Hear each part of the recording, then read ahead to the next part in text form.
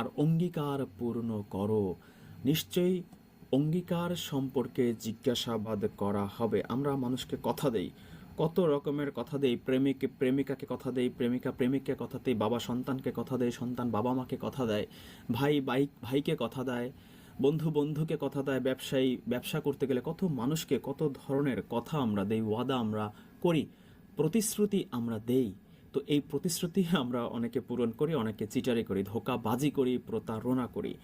তো জয়ী এই, মানুষেরা বা আমরা যারা এই ধোঁকাগুলো দেই, এই প্রতারণাগুলো করি, আমাদের মনে রাখতে হবে যে আমরা এটাকে আমল মনে করি বা না করি, আমরা তো আসলে বেসিক্যালি এগুলোকে আমলই মনে করি না। সেই দাড়ি টুপি জুব্বা বোরখা তসবি টেপা এগুলোই হচ্ছে আমাদের কাছে আমল। কিন্তু আমরা সূরা বানী ইসরাঈলের 34 নম্বর আয়াতে দেখতে পাচ্ছি যে এই অঙ্গীকার পূর্ণ করা কতটা গুরুত্বপূর্ণ, কতটা ইম্পর্ট্যান্ট, যে হাসরের মাঠে